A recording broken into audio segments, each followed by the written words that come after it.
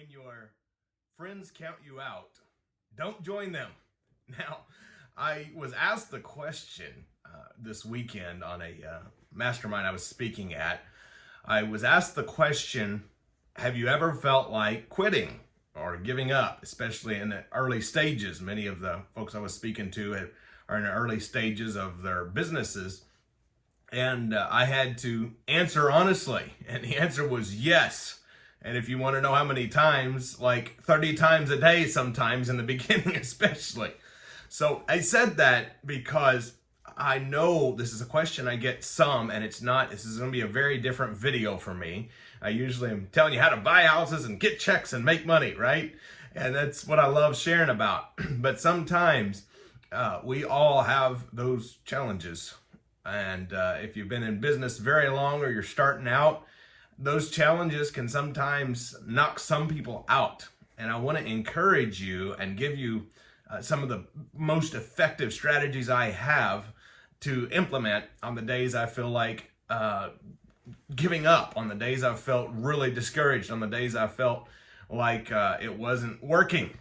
And like I said, in the early stages, especially if you're in the beginning stages of your business, you're trying to get to your first check, or maybe you're in the stages of your business where you're trying to grow, or you've gotten a check or two, but you're trying to get more. Whatever stage that is, sometimes that little voice comes in your ear and it says, hey, this isn't going to work for you. This isn't who you are. You wasn't meant to do well. And all these negative things. And I chose the title of this video to be When Your Friends Count You Out, Don't Join Them, because I know a lot of stories I've read and people I know who have had tremendous successes, but they have faced the greatest obstacles. And I was reading about several of the greats who faced horrible challenges in the early stages, all the way from Abraham Lincoln to many other names we would all recognize and know. But one that stuck out to me was Walt Disney. It's told that Walt Disney got turned down because he lacked creativity, he was told. And sometimes your greatest gift, you feel it, you see it, you know it, but it's presented in a way or to the person who unfortunately counts you out. And when your friends count you out, don't ever join them. I want to remind you that you've got this. You get the proper training, you do the right actions, it does work, whatever that may be. I've got friends who do real estate, obviously, I teach that. But I also know people who are doing the e-commerce and other forms of businesses, many forms of businesses actually, and doing very well. And they've all faced challenges, and everyone who I've got to talk to in a real and deep fashion, I've found have felt like giving up at some time or another, and usually many times. And so it's a normal feeling, 100% normal. And you probably are going, well, I can relate, but how do I overcome that? And I have 3 answers to that.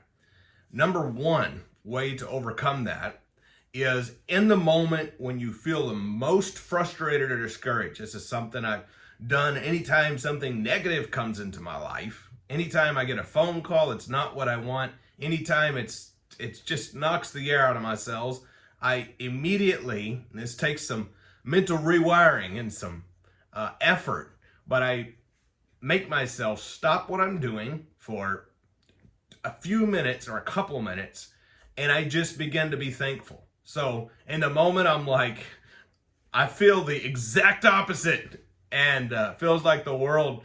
In the beginning, I remember I was driving. I didn't know the virtual real estate world yet, and I was doing everything, driving to every house.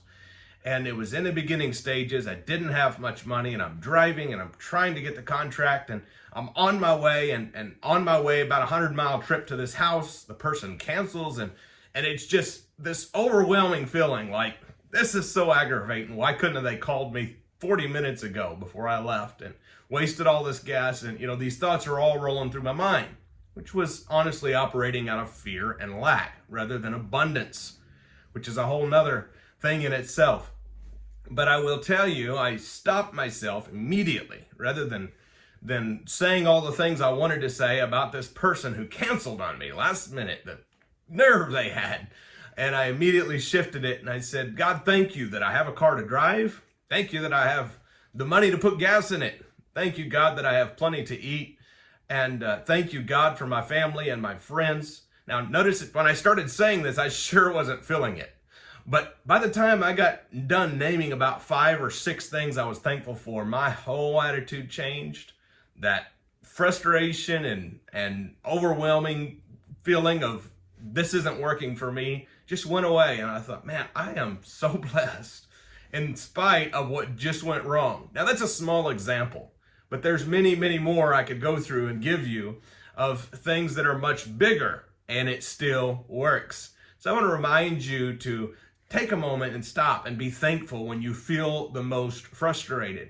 Number 2 is making sure that you have that guidance. So for me, I have scripts that I use when I'm talking to sellers, and I have an action plan, a daily action plan, and making sure I'm following that daily action plan. So for example, I recommend beginners, if you're in the real estate space, to talk to 10 sellers a week, absolute bare minimum, 10 sellers a week. Now, I recommend that for several reasons. Number 1, it builds that snowball up. Now, for those of you who are wanting to jet start your business and get there much faster, it's higher and so on. But 10 sellers a day is making huge progress. A week is making huge progress. And I say that because every day you're taking actions toward the goal, right? So being thankful in that moment of greatest frustration and feeling like giving up, and then making sure you have an action plan that you're following. So every time after I'm done being thankful and I remember this is a long-term play, and just because I didn't get $82,000 today doesn't mean that I'm a failure and that this isn't going to work ever. And so I would immediately go into my action plan. What did I do last week that worked? What did I do last week that did not work? What can I do different this week? And so I would immediately go into action plan and make sure that I'm doing those things.